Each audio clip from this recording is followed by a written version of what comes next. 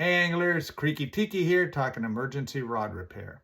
If you've ever been out fishing and lost the use of your favorite rod, or that one rod you really had to have right now for the type of fishing you're doing because it had a faulty tip, a bum guide, or a guide that had a ring knocked out of it, you know how frustrating that can be.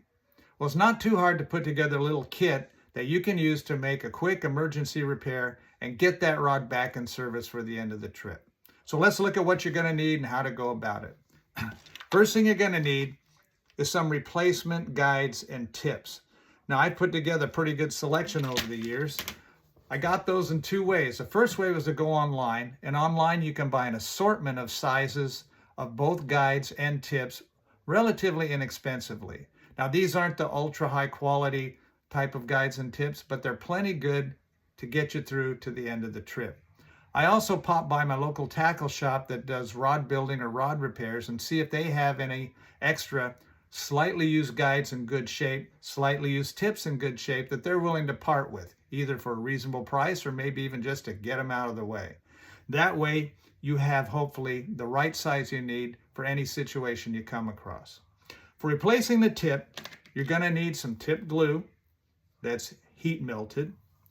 You're going to need a needle nose pliers for holding the tip while you remove it from the rod and holding the tip while you put the replacement tip on the rod and adjusting it.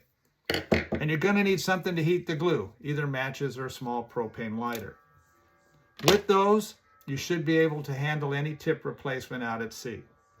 Replacing guides is a little more complicated.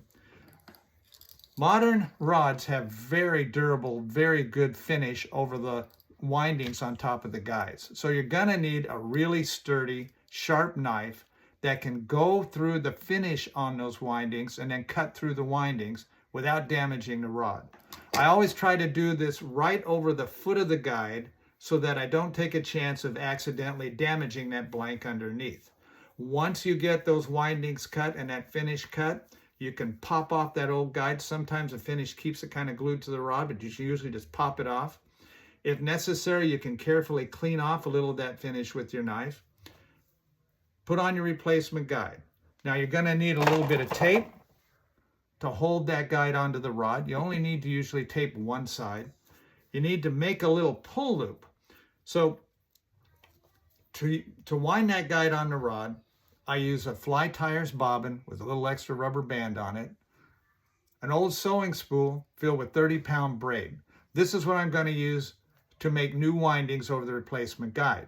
Pull a piece of it off, tie it into a loop. You're going to place that loop alongside the guide.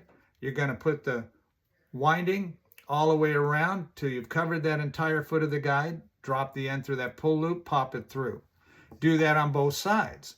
Now you got to put some finish on those threads.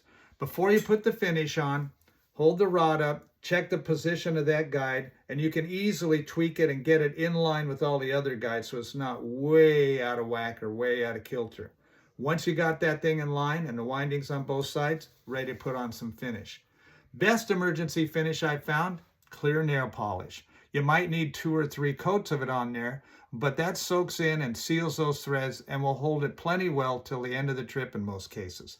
If it's a big rod that's going to be under heavy loads, I also carry some miniature tubes of super glue, unopened tubes of super glue, so they'll work when you need them.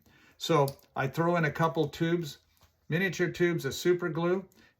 If I do want to put some extra strength on those windings, I'll squeeze the super glue on them very carefully, let that dry. Then you've got a bodacious, tough winding on that guide. Now the super glue is a little tougher to cut off and deal with when you get back, but you can do it and it works pretty well. So that's about it. I hope you never have to do an emergency replacement, but if you do, with a basic assortment of guides and tips, your tip glue, your needle nose pliers, sharp knife, bobbin winder with some 30-pound braid, matches, lighter, and something to finish those windings on a new guide, you are good to go. That's it for today. Tight lines. Hope we see you out in the water.